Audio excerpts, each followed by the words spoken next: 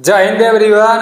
आप पूरे भारत में किसी भी राज्य से हो, चाहे मेल हो चाहे फीमेल हो, अगर आप इंडियन आर्मी पेपर की तैयारी कर रहे हो तो ये वीडियो आपके लिए मोस्ट इंपॉर्टेंट होने वाला है। आज के इस वीडियो में टोटल 30 प्रश्न लिए गए हैं। 15 प्रश्न सामान्य ज्ञान के रहेंगे और 15 प्रश्न सामान्य विज्ञान के रहेंगे। 30 प्रश्न समाप्त होने के बाद लास्ट में ईमानदारी पूर्वक से कमेंट करके बताना कि इन 30 प्रश्नों में से आपका कितना प्रश्न सही हुआ है। और इस वीडियो में जितना भी प्रश्न लिया गया है, इस बार जो इंडियन आर्मी का पेपर हुआ था उसी से रिलेटेड सारा प्रश्न बनाया गया है। कुछ प्रश्नों तो एकदम सेम टू सेम वही प्रश्न है, ठीक है ना, ओरिजिनल प्रश्न है। तो ईमानदारी पूर्वक से पूरा वीडियो देखना। और इस हफ्ते में मैं आप लोग को जितना भी जीके जीएस बताया हूं ना, मुझे उम्मीद है कि आप सभी लोग एक अच्छा वाला नोटबुक बनाए हो और जो भी मैं बताता हूं वो सारी चीजें आप लोग अपने नोटबुक में लिखते हो और याद भी करते हो। तो कल संडे है, कल आप लोगों का टेस्ट होगा। इस हफ्ते में जितना भी जीके जीएस आप लोगों को बता चुका हूं वो सारा जीके जीएस कल आप लोगों को एक ही वीडियो में मिल जाएगा। तो कल आप लोग पूरा टेस्ट जरूर लगाना ताकि आप लोग को पता चले कि आप लोग पढ़ रहे हो तो आप लोग को याद हो रहा है या नहीं हो रहा है। मैं आप लोग को पहले ही बता चुका हूं, जो लोग अभी से मुझसे जुड़े रहेंगे ना, उन लोग का इंडियन आर्मी में जो जीके जीएस का प्रश्न बनता है वो पूरा का पूरा जीके जीएस याद कराने का मेरा जिम्मेदारी है। लेकिन जिस तरह से मैं मेहनत कर रहा हूं उसी तरह से आप लोगों को भी मेहनत करना पड़ेगा, ठीक है ना। ये वीडियो 12:24 पर बन रहा है। अगर वहां से दिख रहा होगा तो आप लोग देख लो, अगर दिख रहा होगा तो देख लो। 12:24 हो रहा है, मतलब अभी हमको वीडियो एडिट करते करते 2 बज जाएगा, सुबह में 2 बज जाएगा और सुबह में 5 साढ़े 5 बजे मुझे जगना रहता है। तो इस तरह से आप लोगों को भी मेहनत करना पड़ेगा मेरे भाई, तभी कुछ हो पाएगा। बस मैं आप लोगों से यही बोलूंगा, मैं जो कुछ भी बता रहा हूँ ना, भरोसा करके इन सब चीजों पर ध्यान देना और भरोसा करके आप लोग याद करना मेरे भाई, क्योंकि सारा ओरिजिनल क्वेश्चन है। इसी तरह से इस बार इंडियन आर्मी के पेपर में प्रश्न पूछा गया था, तो आने वाले समय में भी इसी तरह से प्रश्न पूछा जाएगा और आप लोग का पढ़ा हुआ बेकार नहीं जाएगा। आसाम राइफल में भी ऐसा ही प्रश्न पूछा जाता है। बीएसएफ ट्रेडमैन में जो जीके जीएस का प्रश्न पूछा जाएगा ना, ऐसा ही पूछा जाएगा, आप लोग देख लेना। तो चलते हैं अपने प्रश्न की तरफ। कल आप लोग तैयार रहना, संडे है तो कल आप लोग का पूरा टेस्ट होगा। सबसे पहला प्रश्न है कि ओलंपिक चिन्ह में कितने वृत्त गोले होते हैं? 4, 6 और 7 और 5 है। इसका राइट आंसर क्या हो जाएगा? इसका राइट आंसर आपका 5 हो जाएगा। 5 इज राइट आंसर। ओलंपिक चिन्ह में कितने वृत्त गोले होते हैं? ओलंपिक चिन्ह में 5 वृत्त गोले होते हैं, ठीक है ना। नेक्स्ट प्रश्न की तरफ चलते हैं। आप लोग अपने कॉपी में इन सब प्रश्नों को लिखते जाना। सूरत किस नदी के किनारे बसा है? कृष्णा, हुगली, झेलम और ताप्ती। इसका राइट आंसर ताप्ती हो जाएगा। Tapti is right answer. Surat किस नदी के किनारे बसा है? सूरत ताप्ती नदी के किनारे बसा है। नेक्स्ट प्रश्न की तरफ चलते हैं। नेक्स्ट प्रश्न है, किस नदी को बिहार का शोक कहा जाता है? नर्मदा, गंगा, कोसी और मेघना। इसका राइट आंसर क्या हो जाएगा? इसका राइट आंसर कोसी हो जाएगा। Kosi is right answer. किस नदी को बिहार का शोक कहा जाता है? कोसी नदी को बिहार का शोक कहा जाता है। आप लोग अपने दिमाग में बैठा लेना, किस नदी को बिहार का शोक कहा जाता है? कोसी नदी को बिहार का शोक कहा जाता है। अगर एक बार वीडियो देखने में आप लोग को हमारा जीके जीएस नहीं याद होगा ना, तो दूसरा बार देख लेना। अगर दूसरा बार में नहीं याद होगा तो तीसरा बार देख लेना। तीसरा बार में तो आपके दिमाग में सारा का सारा जीके जीएस सेट हो ही जाएगा। और इसको मैं हमेशा रिवीजन कराता रहूंगा, ठीक है ना। अभी तो मैं जो जीके जीएस आज करा रहा हूँ वो आप लोग को जैसे देखने को नहीं मिलेगा, मतलब हफ्ते में तो एक दिन देखने को पूरा मिलेगा, लेकिन आने वाले समय में रिपीट करते रहूंगा। और एक समय ऐसा आएगा कि आप लोग को ये कम से कम 40 बार करा चुका हूँ। और जब 40 बार करा चुका हूँ, 50 बार करा चुका हूँ ना, उस टाइम ये सारा प्रश्न आपके दिमाग में सेट होगा। और जब पेपर देने जाओगे ना तो कहोगे यार क्या नीलेश भाई बताया था, ऐसा आप लोग जरूर बोलोगे। क्योंकि मेरा भी इंडियन आर्मी का पेपर निकला है, इस बार मैं भी पेपर दिया था और इसी तरह का प्रश्न पूछा गया था, ठीक है ना। वो भी पता है मेरा कैसे निकला, मैं पढ़ा रहा था, मैं खुद इसी चैनल पर बता रहा था। तो जो भी मैं पढ़ा रहा था ना वो मेरे दिमाग में सेट होता चला जा रहा था और वो मैं वहां पर जाकर कर भी दिया। और हमारे साथ साथ बहुत सारे लोगों का पेपर निकला था। कुछ लोग तो इस बार फौजी बन जाएंगे, कुछ लोग मतलब मेडिकल में छड़ सकते हैं, वो तो किस्मत के ऊपर है भाई। लेकिन बहुत सारे लोग फौजी बन जाएंगे। मेरा भी चांस है, देखेंगे जो भी होगा वो देखा जाएगा। और आप लोगों का भी चांस है, अपने तरफ से मेहनत करते रहो, ठीक है ना। नेक्स्ट प्रश्न है, नाथुला दर्रा किस राज्य में है? सिक्किम, जम्मू कश्मीर, केरल, तमिलनाडु। नाथुला दर्रा किस राज्य में है? ये सिक्किम में है, Sikkim is right answer. Video रोक रोक करके आप लोग लिखते जाना, ठीक है ना। नाथुला दर्रा आपका सिक्किम में है। नेक्स्ट प्रश्न है, भारत में सबसे अधिक कोयला किस राज्य में पाया जाता है? रानीगंज, झारखंड, डिगबोई और राजस्थान है। इसका राइट आंसर झारखंड हो जाएगा। भारत में सबसे अधिक कोयला किस राज्य में पाया जाता है? झारखंड में पाया जाता है। मैं काफ़ी दिन पहले पढ़ा था कि झारखंड में एक धनबाद पड़ता है, शायद वहीं पर सबसे ज़्यादा कोयला पाया जाता है, लेकिन आप लोग राज्य को याद रखना, ठीक है ना। सब भारत में सबसे ज़्यादा कोयला किस राज्य में पाया जाता है? झारखंड में पाया जाता है। नेक्स्ट प्रश्न है, संयुक्त राष्ट्र संघ ने कितनी भाषाओं को मान्यता दी है? संयुक्त राष्ट्र संघ ने कितनी भाषाओं को मान्यता दी है? 5, 6, 7 और 8 है। इसका राइट आंसर 6 हो जाएगा। 6 इज राइट आंसर। संयुक्त राष्ट्र संघ ने कितनी भाषाओं को मान्यता दी है? इसका राइट आंसर 6 हो जाएगा। देखो, अगर किसी प्रश्न का आंसर मैं गलती से गलत बता दूंगा ना, तो उस प्रश्न को आप लोग कमेंट में बता देना, अगले वीडियो में उस प्रश्न को ऐड कर लूंगा। नेक्स्ट प्रश्न की तरफ चलते हैं। नेक्स्ट प्रश्न है, कुछ बिहार ट्रॉफी किस खेल से संबंधित है? कुछ बिहार ट्रॉफी किस खेल से संबंधित है? पेपर में इसी तरह से अटपटे सवाल आप लोगों को देखने को मिलेंगे। अभी बहुत सारे लोग कुछ बिहार जानते ही नहीं होंगे। कुछ बिहार ट्रॉफी किस खेल से संबंधित है? हॉकी, टेबल टेनिस, क्रिकेट और पोलो। इसका राइट आंसर क्रिकेट हो जाएगा। क्रिकेट इज राइट आंसर, ठीक है ना।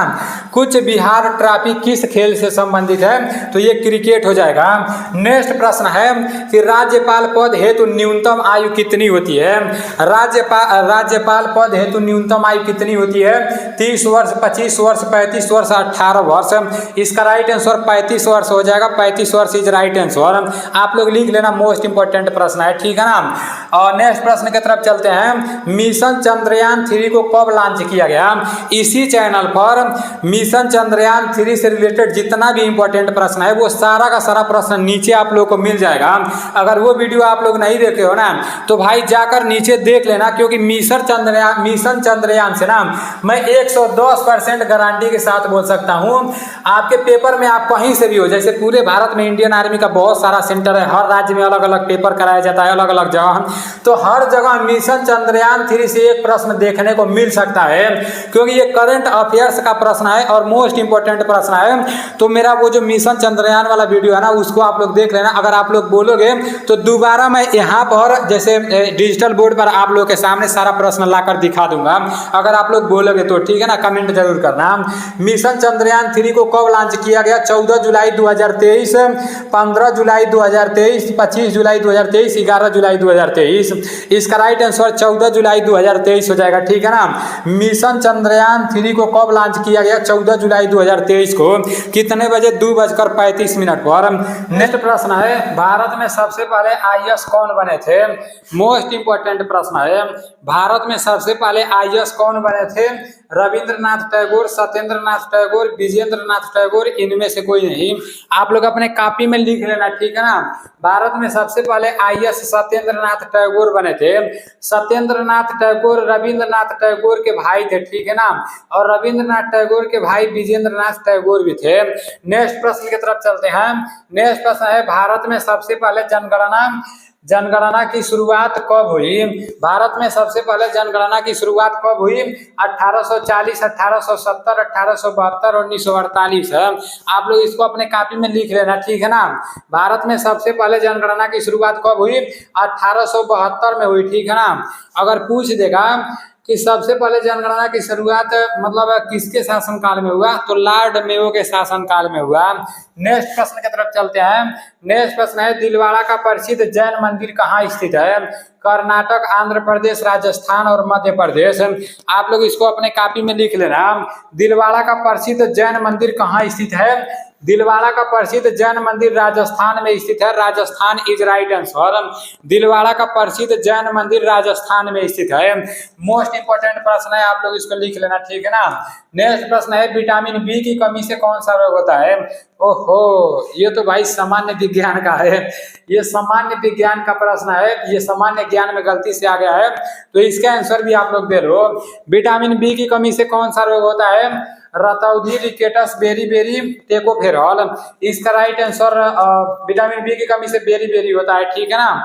Beriberi is right answer, इसको आप लोग याद रखना। और विटामिन डी की कमी से रिकेटस होता है, विटामिन ए की कमी से रतौंधी होता है। नेक्स्ट प्रश्न की तरफ चलते हैं। नेक्स्ट प्रश्न है, क्षेत्रफल की दृष्टि से सबसे छोटा राज्य। क्षेत्रफल की दृष्टि से सबसे छोटा राज्य कौन सा है?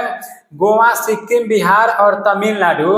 इसको तो मैं आप लोगों को कई बार बता चुका हूँ, इसलिए बार बार बताता हूँ। आप लोगों को क्षेत्रफल की दृष्टि से सबसे छोटा राज्य, क्षेत्रफल की दृष्टि से सबसे बड़ा राज्य, जनसंख्या की दृष्टि से सबसे छोटा राज्य और जनसंख्या की दृष्टि से सबसे बड़ा राज्य पता होना चाहिए। क्षेत्रफल की दृष्टि से सबसे छोटा राज्य गोवा है, ठीक है ना। और क्षेत्रफल और जनसंख्या की दृष्टि से सबसे छोटा राज्य सिक्किम है। क्षेत्रफल की दृष्टि से सबसे बड़ा राज्य राजस्थान है और क्षेत्रफल जनसंख्या की दृष्टि से सबसे बड़ा राज्य उत्तर प्रदेश है। नेक्स्ट प्रश्न की तरफ चलते हैं। नेक्स्ट प्रश्न है, किनको भारत का मिसाइल मैन के नाम से जाना जाता है? होमी जहांगीर भाभा, विक्रम साराभाई, एपीजे अब्दुल कलाम, इनमें से कोई नहीं। इसका right answer APJ Abdul Kalam हो जाएगा। APJ Abdul Kalam is right answer. किनको भारत का मिसाइल मैन के नाम से जाना जाता है? एपीजे अब्दुल कलाम को भारत के मिसाइल मैन के नाम से जाना जाता है। अभी सामान्य ज्ञान के 15 प्रश्न समाप्त हो चुके हैं। अब चलते हैं सामान्य विज्ञान की तरफ। सामान्य विज्ञान का पहला प्रश्न है, नेत्रदान के समय आंख का कौन सा भाग दान किया जाता है? नेत्रदान के समय आंख का कौन सा भाग दान किया जाता है? नेत्रदान करने कभी गए ही नहीं हो तो पता कैसे चलेगा? पढ़ के पता लगा लो, किसी को दान करना रहेगा तो पता रहेगा कि भाई हमारा आंख का ये वाला भाग निकलाएगा। तो नेत्रदान के समय आंख का कौन सा भाग दान किया जाता है? रेटिना, पुतली, आइरिस, कार्निया। इसका राइट आंसर कार्निया हो जाएगा, ठीक है। अखिया में कोनो कार्निया होता है। जब नेत्रदान करोगे ना तो ये मतलब यही एक हिस्सा होता है जो इसको दान किया जाता है, कार्निया को। नेक्स्ट प्रश्न की तरफ चलते हैं। नेक्स्ट प्रश्न है, छार का स्वाद कैसा होता है?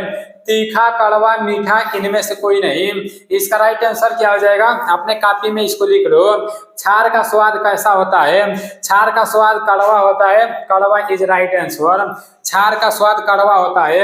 एक कान में कितनी हड्डियां होती है? हम लोग का 2 कान है ना, एक कान में 3 हड्डी होता है और एक कान में 3 हड्डी होता है। तो टोटल मिलाकर हमारे कान में कितना हड्डी होता है? 6 हड्डी होता है। 6 इज राइट आंसर, ठीक है ना। नेक्स्ट प्रश्न की तरफ चलते हैं। नेक्स्ट प्रश्न है, निम्नलिखित में से कौन सा नोबेल गैस के रूप में जानी जाती है? निम्नलिखित में से कौन सा नोबेल गैस के रूप में जानी जाती है? हाइड्रोजन, ऑक्सीजन, हीलियम और कार्बन है। इसका राइट आंसर हीलियम हो जाएगा। Helium is right answer. निम्नलिखित में से कौन सा गैस नोबेल गैस के रूप में जानी जाती है? तो हीलियम नोबेल गैस के रूप में जानी जाती है। नेक्स्ट प्रश्न की तरफ चलते हैं। नेक्स्ट प्रश्न है, हड्डियों का अध्ययन विज्ञान की किस शाखा के अंतर्गत है? देखो अभी इस प्रश्न को मैं आप लोगों को बताया हूँ। हड्डियों का अध्ययन विज्ञान की किस शाखा के अंतर्गत आता है? Osteology, archaeology, serology, geology. इसका राइट आंसर ऑस्टियोलॉजी हो जाएगा। Osteology is right answer. हड्डियों का अध्ययन क्या कहलाता है? हड्डियों का अध्ययन ऑस्टियोलॉजी कहलाता है। नेक्स्ट प्रश्न है कि कार्बोहाइड्रेट में कौन कौन से तत्व मौजूद होते हैं? कार्बोहाइड्रेट में कौन कौन से तत्व मौजूद होते हैं? कार्बन, हाइड्रोजन, ऑक्सीजन और सभी। इसका राइट आंसर सभी हो जाएगा। सभी इज राइट आंसर। कार्बोहाइड्रेट में कौन कौन से तत्व मौजूद होते हैं? तो कार्बन भी होते हैं, हाइड्रोजन भी होते हैं, ऑक्सीजन भी होते हैं, ठीक है ना। नेक्स्ट प्रश्न की तरफ चलते हैं। नेक्स्ट प्रश्न है, केंद्रक की खोज किसने की थी? रॉबर्ट हुक ने, रॉबर्ट ब्राउन ने, विलियम कुंग्स ने और इनमें से कोई नहीं। तो केंद्रक की खोज रॉबर्ट ब्राउन ने की थी। Robert brown is right answer. केंद्रक की खोज किसने की थी? केंद्रक की खोज रॉबर्ट ब्राउन ने की थी। नेक्स्ट प्रश्न की तरफ चलते हैं। नेक्स्ट प्रश्न है, कोशिका का शक्ति ग्रह किसे कहते हैं? कोशिका का शक्ति ग्रह किसे कहते हैं? केंद्रक, माइटोकॉन्ड्रिया, लाइसोसोम और गोल्गी का है। इसका राइट आंसर माइटोकॉन्ड्रिया हो जाएगा। Mitochondria is right answer. कोशिका का शक्ति ग्रह किसे कहते हैं? माइटोकॉन्ड्रिया को कोशिका का शक्ति ग्रह कहते हैं। नेक्स्ट प्रश्न की तरफ चलते हैं। निम्न में से कौन सा रोग वायरस से नहीं है? निम्न में से कौन सा रोग वायरस से नहीं होता है? एड्स, प्लेग, चेचक और डेंगू। इसका राइट आंसर प्लेग हो जाएगा। Plague is right answer. अपने कॉपी में लिख लेना, ठीक है ना। नेक्स्ट प्रश्न है, मानव शरीर में अस्थियों की संख्या कितनी होती है? मानव शरीर में अस्थियों मतलब हड्डियों की संख्या कितनी होती है? मानव शरीर में हड्डियों की संख्या 206 होती है। 206 इज राइट आंसर। ये प्रश्न तो आप सभी लोगों को पता होना चाहिए, ठीक है ना। ये इंडियन आर्मी का बहुत पुराना प्रश्न है। नेक्स्ट प्रश्न है, रात्रि में तारों का टिमटिमाने का कारण क्या है? तो परावर्तन, अपवर्तन, विवर्तन, इनमें से कोई नहीं। इसका राइट आंसर अपवर्तन हो जाएगा। अपवर्तन इज राइट आंसर। रात्रि में तारों का टिमटिमाने का कारण क्या है? अपवर्तन है। नेक्स्ट प्रश्न है, अस्थाई ग्रंथि है और अस्थाई ग्रंथि कौन है? पीयूष हो जाएगा, हाइपोथैलेमस हो जाएगा और थाइमस हो जाएगा और पीनियल ग्रंथि हो जाएगा। इसका राइट आंसर थाइमस ग्रंथि हो जाएगा, ठीक है ना। और अस्थाई ग्रंथि कौन है? थाइमस ग्रंथि है। अपने कॉपी में लिख लेना। नेक्स्ट प्रश्न है कि न्यूट्रॉन की खोज की थी। न्यूट्रॉन की खोज किसने की थी? चैडविक ने, रदरफोर्ड ने, नील्स बोर ने और न्यूटन ने। इसका राइट आंसर चैडविक हो जाएगा, ठीक है ना। इलेक्ट्रॉन, प्रोटॉन, न्यूट्रॉन तीनों का खोज आप लोगों को पता होना चाहिए। इलेक्ट्रॉन का खोज कौन किया था? देखो, इसका एक होता है ना ईटा पर नाच, इसका एक फार्मूला होता है ईटा पर नाच।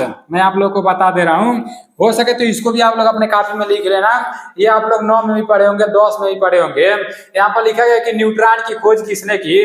तो न्यूट्रॉन की खोज चैडविक ने की। और जैसे देखो यहाँ पर ई से मतलब आपका इलेक्ट्रॉन हो जाएगा, ठीक है ना। अगर पूछ देगा कि इलेक्ट्रॉन का खोज किसने किया था, तो जे थॉमसन ने किया था इलेक्ट्रॉन का खोज। और प से क्या होता है? प्रोटॉन होता है। प्रोटॉन का खोज किसने किया था? तो रदरफोर्ड ने किया था। और 9 से क्या हो जाएगा? आपका न्यूट्रॉन हो जाएगा। न्यूट्रॉन का खोज किसने किया था? तो 4 से चैडविक हो जाएगा, चैडविक हो जाएगा, ठीक है ना। तो नेक्स्ट प्रश्न की तरफ चलते हैं। नेक्स्ट प्रश्न है, बॉक्साइट किसका अयस्क है? सीसा, एल्यूमिनियम, जिंक और कॉपर है। इसका राइट आंसर एल्यूमिनियम हो जाएगा। Aluminium is right answer. Bauxite किसका अयस्क है? बॉक्साइट एल्यूमिनियम का अयस्क है।